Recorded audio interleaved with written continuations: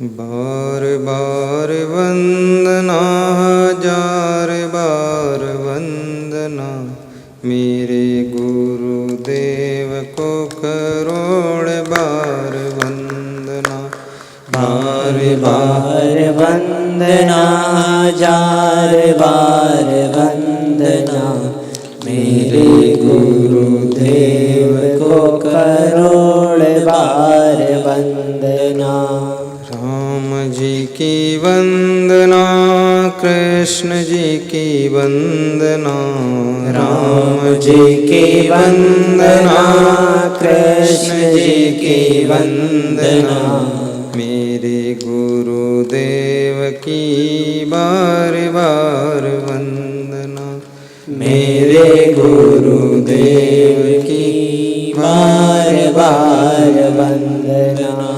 बार बार वंदना, हजार बार वंदना, बार बार वंदना, हजार बार वंदना, संत के सम्राट को बार बार वंदना।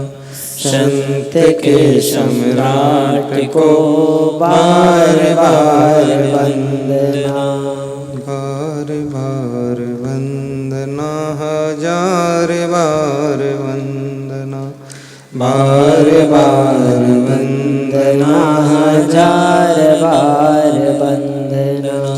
ध्रुव जी की वंदना, प्रहलाद जी की वंदना, ध्रुव जी की वंदना, प्रहलाद जी की वंदना, सद्गुरु कबीर की बार बार वंदना। सद्गुरु कबीर की बार बार वंदना। बार बार वंदना, हजार बार वंदना, बार बार वंदना, हजार बार वंदना, मेरे क्षमा देव को करोड़ बार वंदना। मेरे क्षमा देव को करोड़ बार वंदना। करोड़ बार वंदना, अनंत बार वंदना, करोड़ बार वंदना, अनंत बार वंदना, मेरे गुरुदेव को बार बार वंदना। मेरे सब गाइए, ताली बजाकर गाइए। करोड़ बार वंदना। मेरे क्षमा देव को बार बार वंदना। मेरे क्षमा देव को करोड़ बार वंदना। बोलिए सद्गुरु भगवान की जय।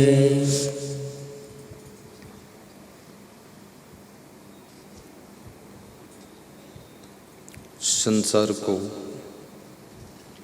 शांति का संदेश देने वाले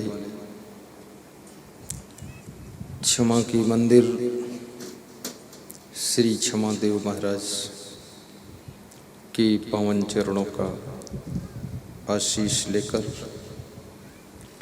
भारत देश की भक्ति भूमि मध्य प्रदेश डिस्ट्रिक्ट धार ग्राम बेगंदा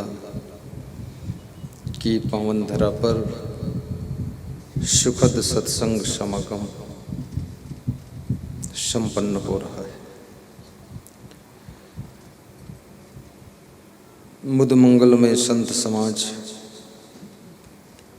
धर्म स्नेही बंधुओं, श्रद्धा मूर्ति माताओं बहनों तथा मेरे प्रिय आत्मन बच्चों, आज बड़ी प्रसन्नता की बात है, बेगंदा में एक दिवसीय सत्संग समागम अनन्य भक्त श्री भारत सिंह सोलंकी उनकी पत्नी मंजू सिंह सोलंकी, उनकी पुत्री युवराज सिंह और उनके ससुर श्री अर्जुन सिंह पवार।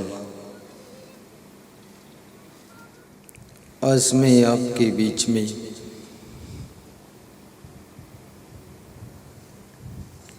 दो प्रश्न रखूंगा और दोनों प्रश्नों का उत्तर दूंगा। प्रश्न भी मैं ही चुनूंगा, उत्तर भी हम देंगे। अपनी अनुकूल प्रश्न चुनूंगा जिसका उत्तर दे सकूं, ऐसा कठिन प्रश्न नहीं चुनूंगा जिसका उत्तर न दे पाऊं। आपसे जीवन से जुड़ा हुआ प्रश्न होगा।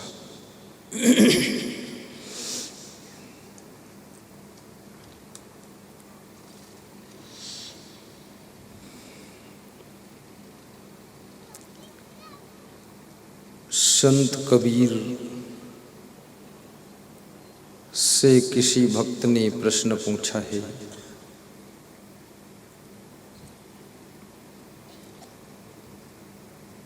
कि संसार में आपने क्या देखा है?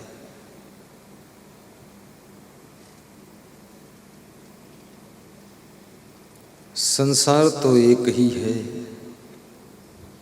लेकिन इसको देखने की दृष्टि अनेक है।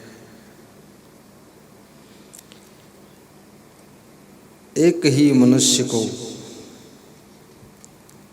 किस एंगल से तुम देखते हो,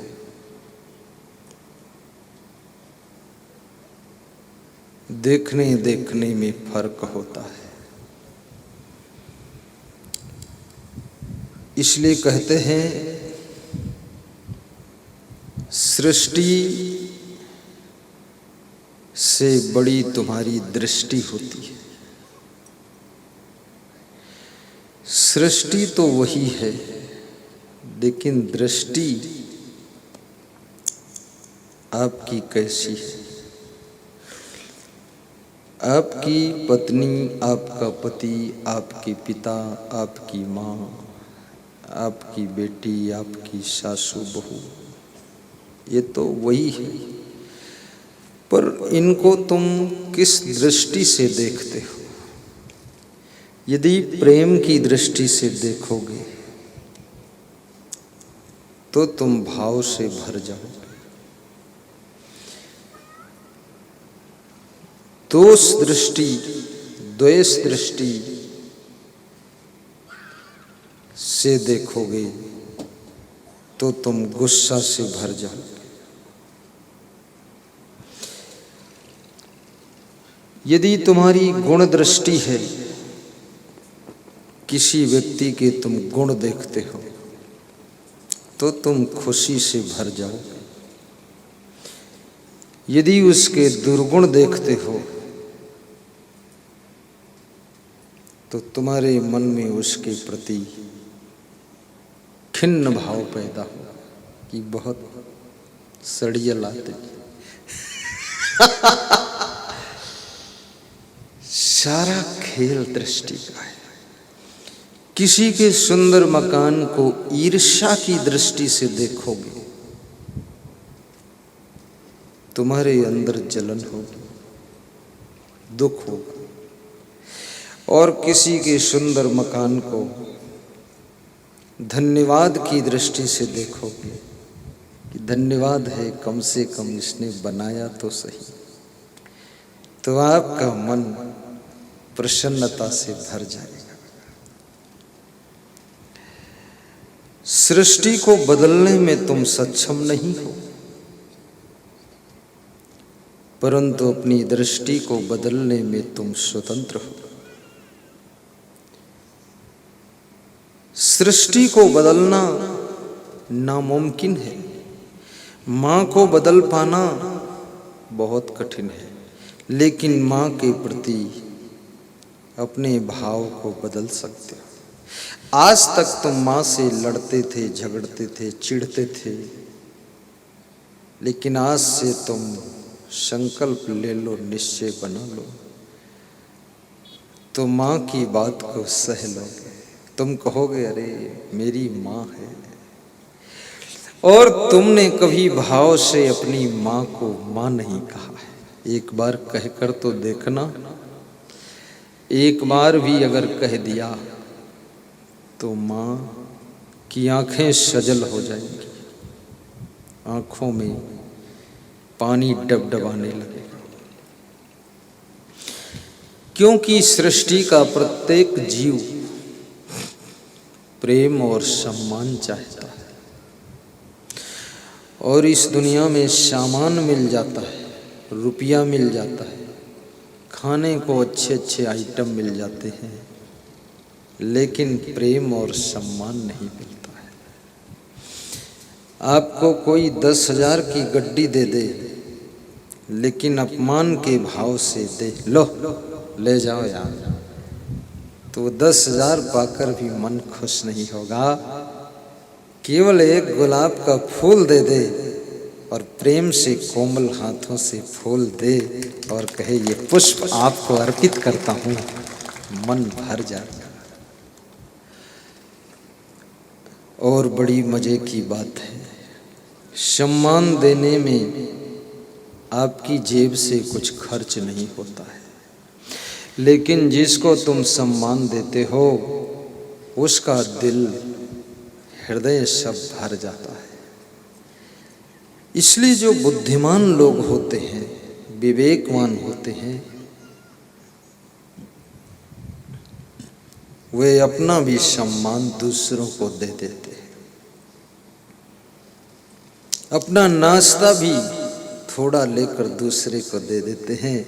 अपने लिए माला आई है वो भी दूसरे को भी पहना देते हैं, और अपने लिए सब लोग प्रेम करते हैं तो वो सबको हाथ जोड़ देते हैं। सम्मान देने वाले का ही दुनिया में सम्मान होता है। और याद रखना, बेगंदा में सम्मान तुम किसी को दोगे, वो सम्मान इतना फैलेगा, इतना फैलेगा, रतलाम, बदनावर और धार में भी सम्मान तुम्हारा। दिया तो बेगंदा में है और मिला रतलाम में है। बड़ी मजे की बात है।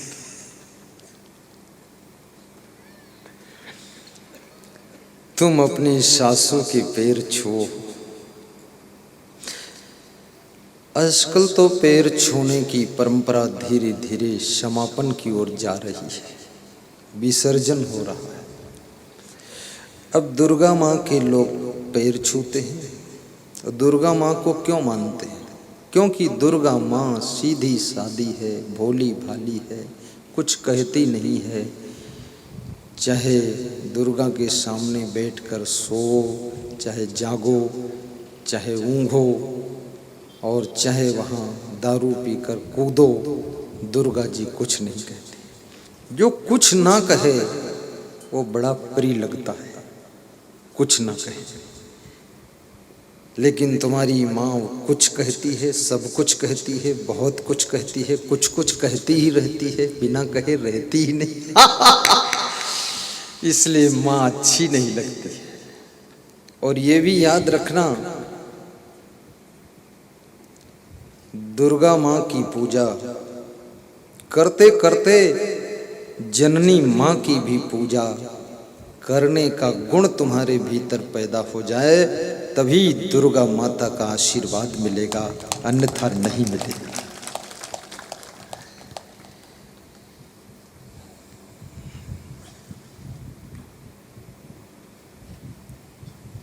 गणेश का पूजन करो, बुरा नहीं। गणेश शिव जी के पुत्र हैं। गणेश ने वह स्थान प्राप्त किया है जो उनके पिता श्री शंकर भगवान भी स्थान नहीं पा सके। प्रथम गणेशाय नमः। शिव जी को नहीं लिखा जाता है कि प्रथम शिवाय नमः, प्रथम गणेशाय नमः। क्यों?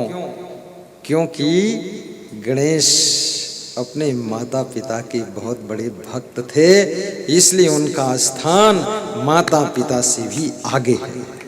बहुत भक्त थे।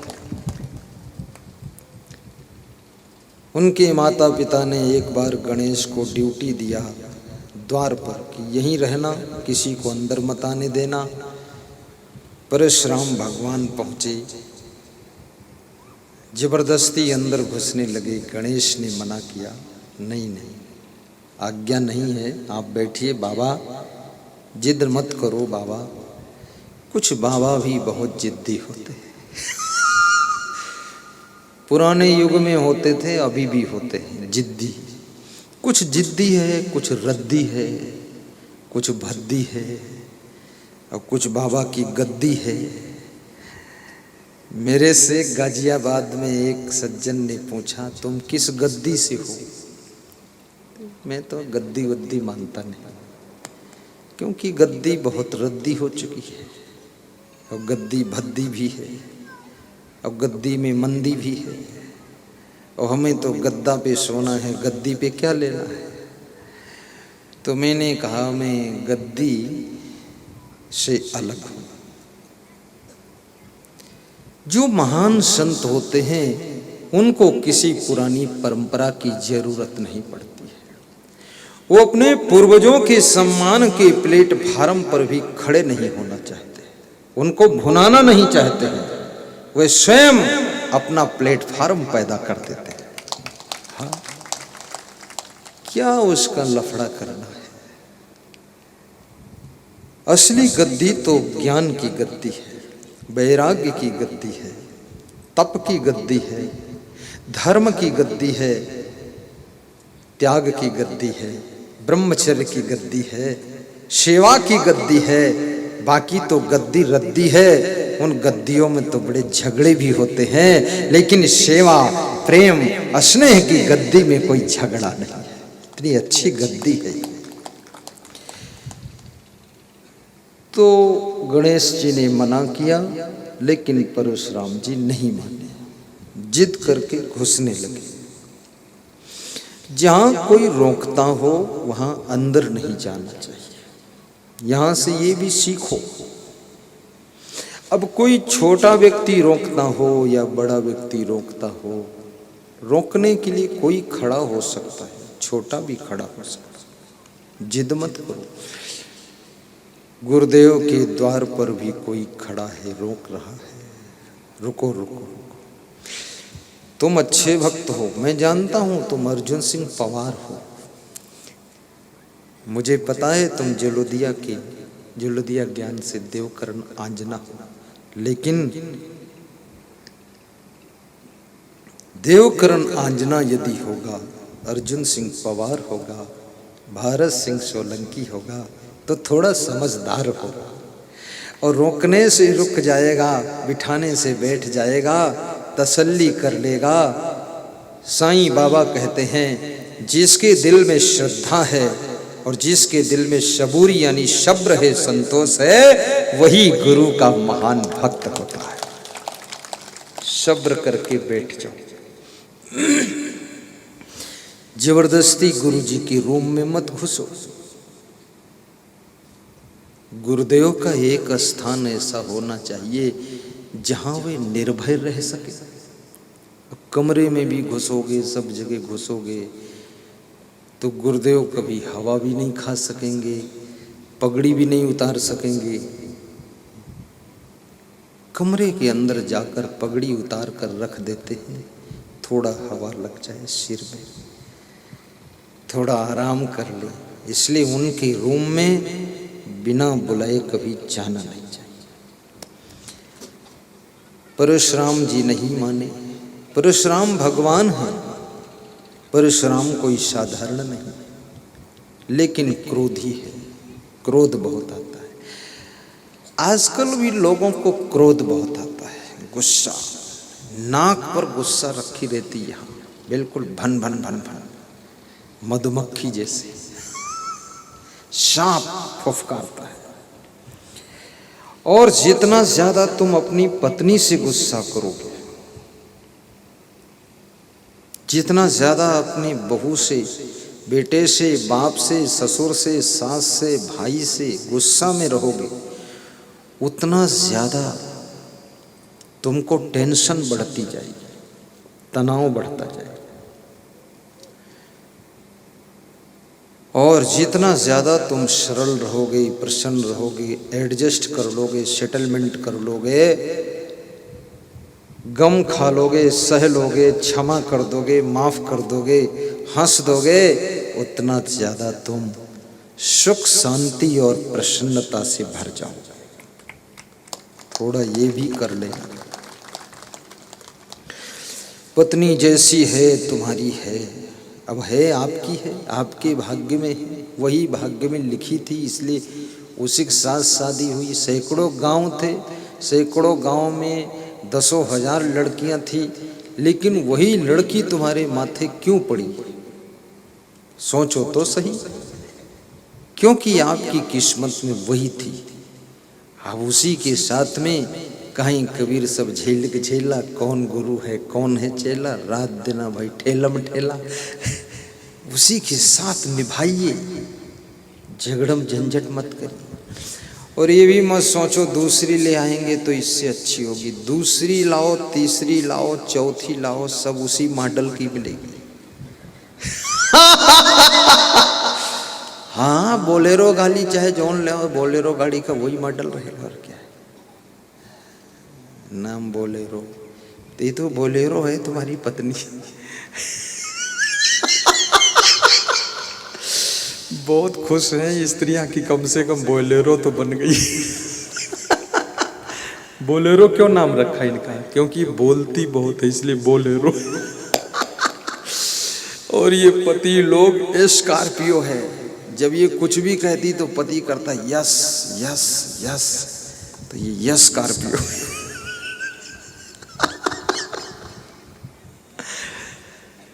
थोड़ा हंसना भी जरूरी है, शंकर लाल मालवीय। सब हंस करके आनंद लो।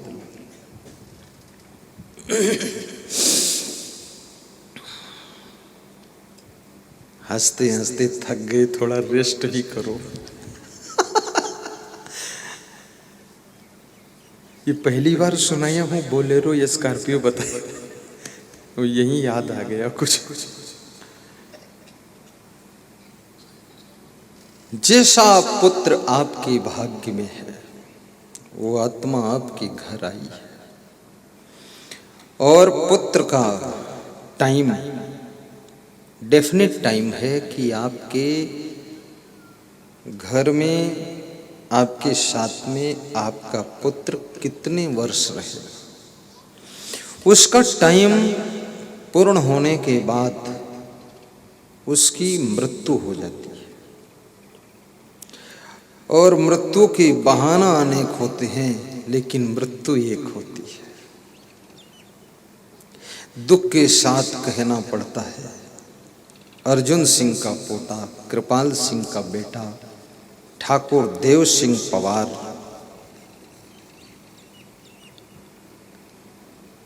छोटी उम्र का बालक 2-3 साल का, संसार परिवार शरीर छोड़कर चला गया।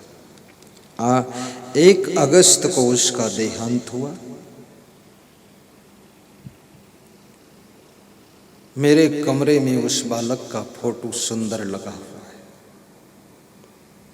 तो मैं सोच रहा था ये बालक इतना जल्दी कैसे चला गया। दर्शन करके गया। मैं यहाँ आया था एक बार पधरौनी, और उसकी विदाई हो गई 1 अगस्त। वो बालक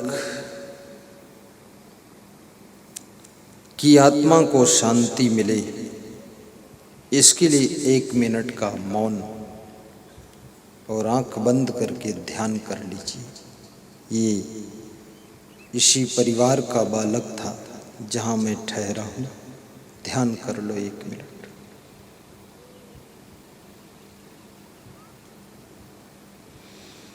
उसकी दिवंगत आत्मा को शांति मिल जाए।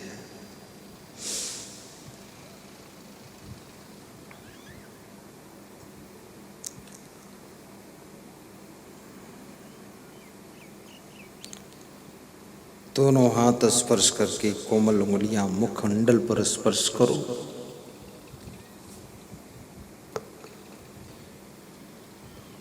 मिलन और वियोग ये भी बहुत विचित्र चीज है। जहां संयोग होता है भक्त शिवराम जी, संयोग के साथ में वियोग का भी संबंध होता है। दिन हुआ है तो रात होगी ही, और रात हुई है तो प्रभात होगा ही। परिवर्तन संसार का चक्र है,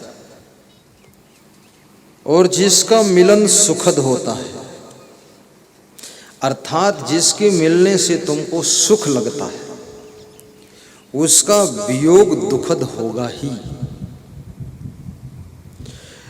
और जिसका मिलन दुखद है, उसका वियोग सुखद होता है। एक वकील की पत्नी मर गई। वकील जानते हो, एडवोकेट। उसको दफन करने के लिए जा रहे थे कंधे पर लेकर। रास्ते में एक नीम का पेड़ टेढ़ा लगा हुआ था, उसमें अर्थी टकरा गई। अर्थी टकराने से पत्नी की लाश में ठोकर लगी, तो उसको होश आ गया और पत्नी उठकर बैठ गई। हाथ पांव हिलाया, बोली कहाँ लिए जाए? तो नीचे रख दिया और जो बांध रखा था कफन वफन खोला। वो बोली मुझे कंधे पर लेकर चलने की जरूरत नहीं, मैं तो खुद ही चली जाऊंगी, घर ले चलो। बोले दफन करने जा रहे थे। कितने लोग पूरा मर नहीं पाते हैं और दफन कर दिए जाते हैं बहुत जल्दी। मरने के बाद भी 3 दिन तक पुनः जीवित होने की संभावना रहती है, आत्मा लौट सकती है। इसलिए कम से कम 3 दिन नहीं तो 1 रात और 1 दिन इंतजार कर। बहुत जल्दबाजी मत करो।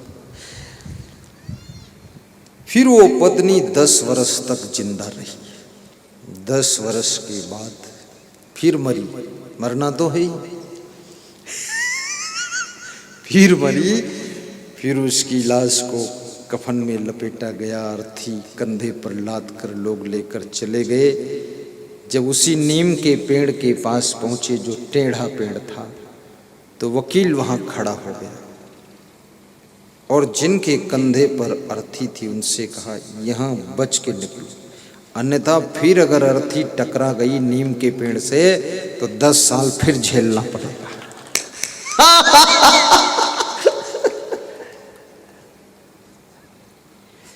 ये संयोग दुखद है, इसलिए वियोग में सुख लग रहा है। जिसके साथ रहने से तुमको दुख लगता है, उसका वियोग होने से तुम्हें सुख लगेगा। इसलिए ज्यादातर जितने ये पति पत्नी होते हैं ना, ये दोबारा फिर पति पत्नी नहीं बनते, क्योंकि एक दूसरे से बहुत दुखी रहते हैं। दोबारा इनका मिलन होता ही नहीं। और स्त्रियां तो हाथ जोड़कर ध्यान लगाती कि भगवान अगले जन्म में ये पति न मिले, दूसरा कोई सेट कर देना। ये महाकाल दूर रहे, भूचाल।